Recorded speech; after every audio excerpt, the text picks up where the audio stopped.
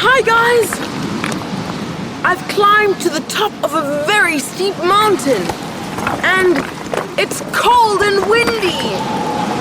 But this is going to be worth it. I'm here to visit the Shout-Out Dragon.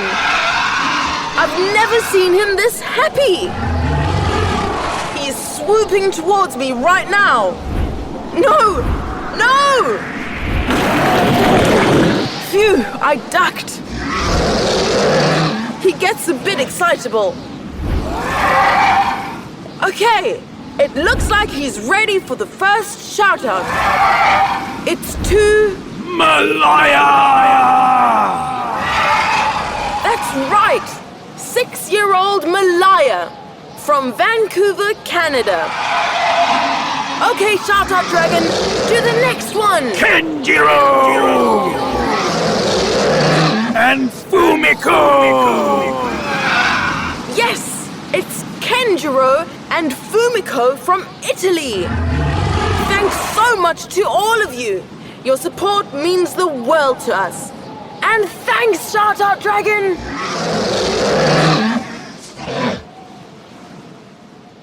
Thanks for the shout-out, Rubes. Okay, listeners, remember last episode we told you that we were working on a secret plan? Well, we've done it. It's the BKFK Birthday Bundle. With this bundle, we will send you a full-length, unique BKFK audio story for your child's birthday just for them. You just need to tell us the child's name and birth date. The story will be all about our favorite BKFK characters coming to wish a happy birthday to your child or a friend. There is a dragon, a witch, a giant, a leprechaun, the big bad wolf, and the 3 little pigs, and many, many more, all coming to celebrate the important birthday. And with this bundle, the birthday child will also receive an explosion of imagination, access to all the normal BKFK stories, as well as almost 60 extra Patreon stories, and all the read-alongs, and all the coloring pages. Now that is an amazing birthday present.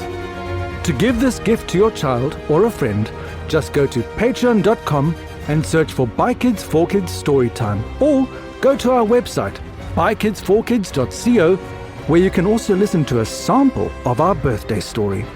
And now, let's get on with this week's story. Sweet Porridge.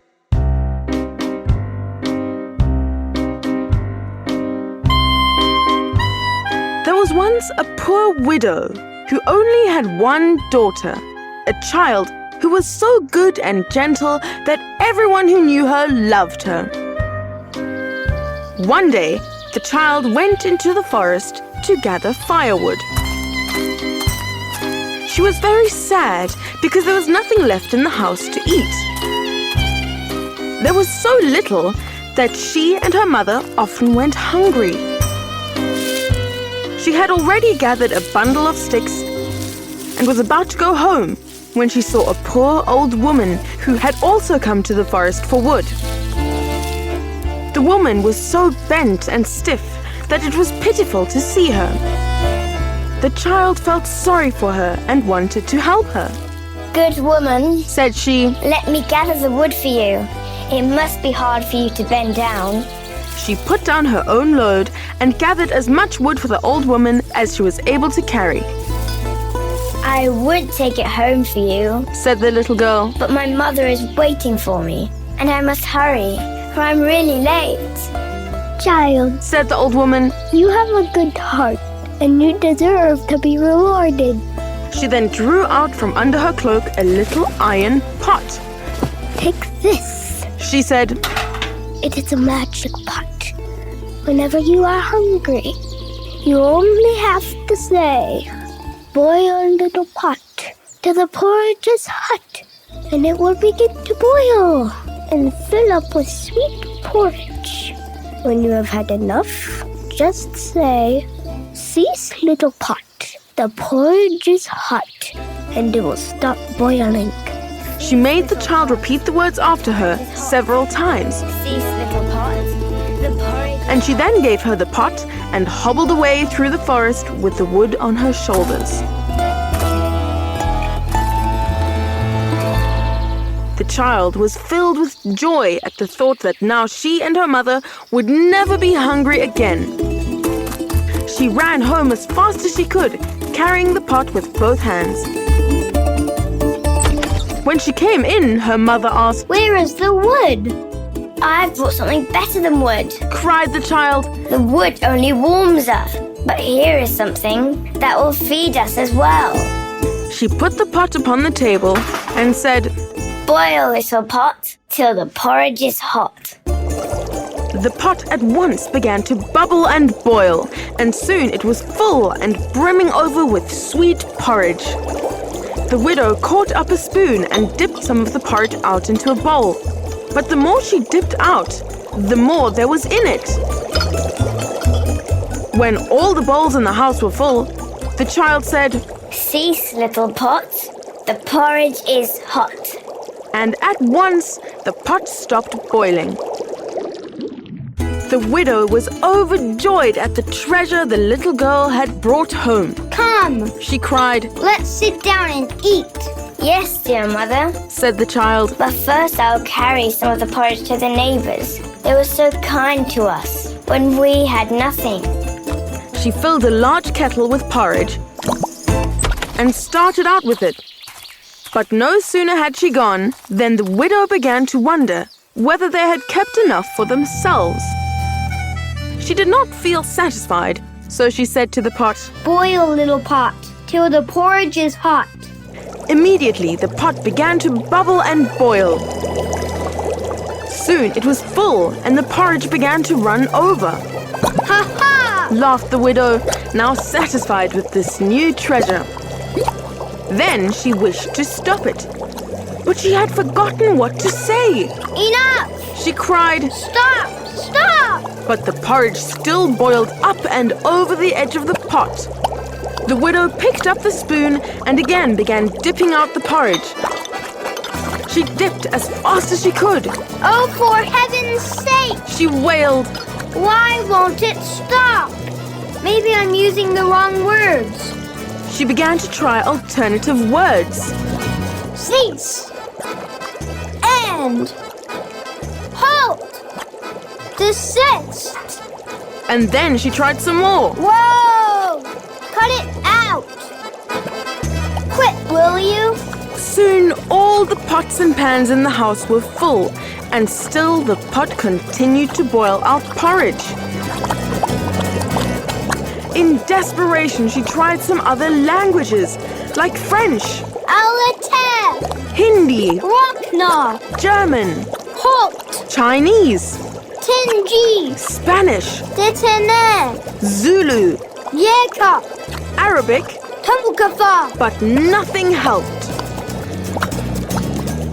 By now, the room was waist deep in porridge. Unfortunately for the widow, she was not as good at swimming as she was with languages, so she could neither talk or swim herself out of this mess. In despair, the widow seized the pot and threw it outside the door. But the porridge flowed out from it in a great gloopy stream and ran down the road. The little girl who was coming home heard a sludgy sucking sound beneath her feet. At once she guessed what had happened. The river of porridge was so strong that there was no way she could get into the house. However, her neighbour the blacksmith was watching in astonishment, and this gave her an idea. Blacksmith, please. She pleaded. I need your help. Please throw me to the front of my house. The blacksmith was always keen to help. He rolled up his sleeves, revealing his huge muscles that bulged like melons on his arms. Then he picked up the little girl by her feet and spun around and around and around. faster and faster and faster until he let go. She whooshed head first through the air and landed right next to the pot in the soft, gloopy porridge.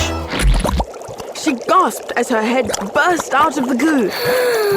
And she shouted, "Cease, little pot! The porridge is hot!" At once, the pot stopped boiling. She breathed a sigh of relief. Then she heard a whimpering coming from inside the house. It was the widow, who was swimming in porridge with just a few inches of air between the porridge and the roof to allow her to breathe. The clever young girl knew just what to do. She climbed onto the top of the house and shouted out loud, "Everyone, come! We need your help! And bring your spoons!" Soon enough, the house was surrounded by hundreds of villagers who were slowly eating their way through the wall of porridge. With each swallow, the level of porridge went down. And eventually, the widow was free.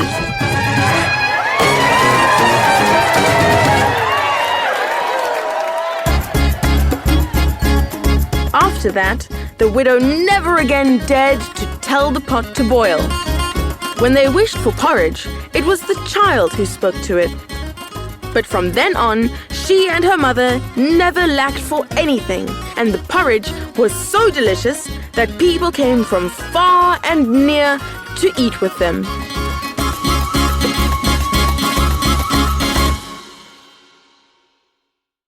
Hey guys, if you like this episode, please share it with your friends and family.